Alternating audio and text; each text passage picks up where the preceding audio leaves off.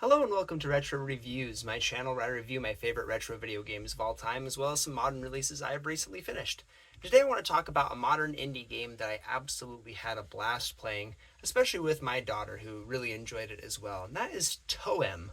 This is one that I saw on the PlayStation Plus Extra catalog, and I was a little bit intrigued by it. I was looking for games I could play with my kids, and I noticed it and thought it looked kind of interesting, so I watched the trailer for it, and I thought this could be really fun. This looks like a casual, really easygoing game that my kids would enjoy, and I was absolutely right. It's super fun, and it's super family friendly. But what I didn't expect was to find a really beautiful indie game that told a fantastic story in a way that I wasn't really ready for. Now, what you do in Toem, you play as a little character who is on a journey to go see the top of this mountain. His mom tells him it's his time to go out, gives him a trusty dusty camera to go take pictures. It says you have to experience the top of the mountain for yourself. It's almost like a rite of passage for the people in this world that they've built here. And you're tasked with going through from place to place on your way up to this mountain so that you can go see the top and experience what it is that makes it so special. And you are given this camera because you have to take a certain amount of pictures of specific things for specific people. And once you've achieved those things, you get stamps on a special card. Once you have enough of those stamps, you present it to a dude at a booth by the little taxi station. And when you have the amount of stamps that you need, you're allowed to move on to the next place. It almost serves as a form of currency. So instead of actually spending money, you're just helping other people out along the way. So this game is really just a little beautiful photography sim. Black and white, hand-drawn style. It's really gorgeous. I love the way they presented this visually.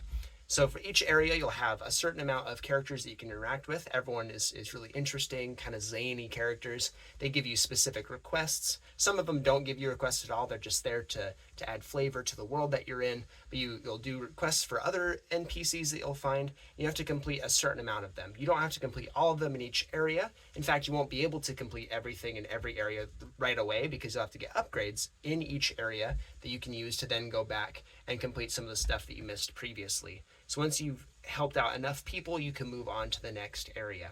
Playing this game casually like that without having to worry about fully completing things is actually really fantastic. I knew right away that I was going to need upgrades later on that I'd need to come back. I started trying to fully complete the first area. When I realized I wouldn't be able to, I just took it really nice and easy and went slowly through the first world, just doing everything that I wanted to, talking to everybody, getting a lot of clues.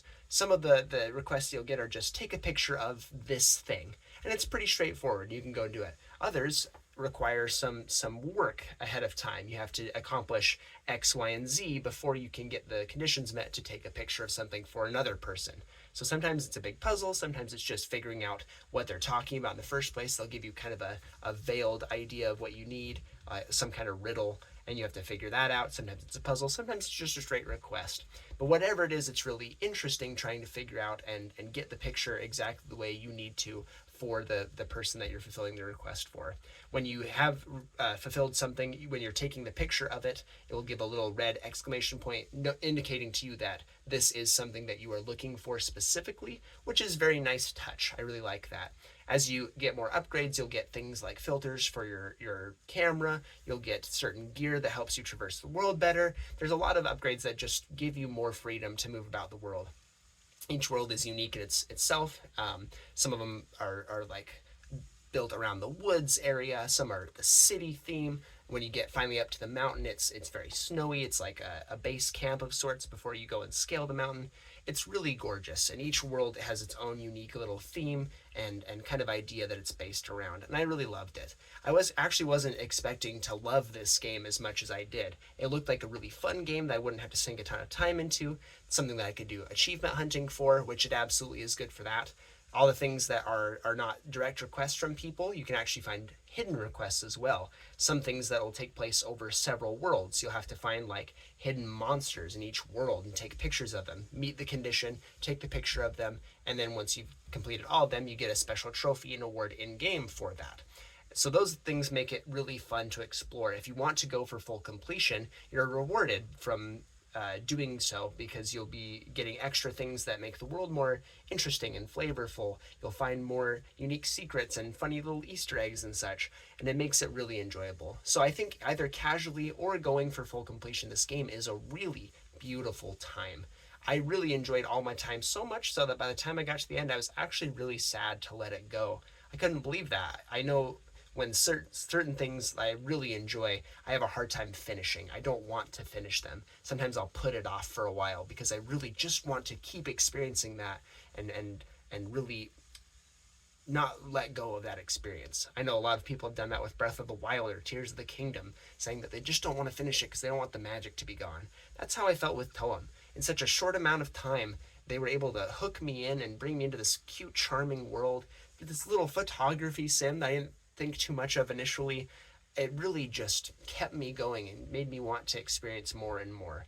I won't spoil the ending of the game, but summoning the mountain is some of the most fulfilling part of this game. In fact, when you finally start to make that summit, it starts to become a really special journey, and the moment at the top is spectacular. It is something that needs to be seen. So if you're interested in Toem, it's really cheap. I don't know if it's still on the PlayStation Plus Extra catalog. I think it probably is. If not, it's a really cheap indie game. I highly recommend you go out and buy this one because it is a beautiful, poignant indie game that I don't think it got a whole lot of attention. Absolutely should get more attention. I'm going to give Toem a platinum rank. Thank you so much for watching, and I'll see you on the next one.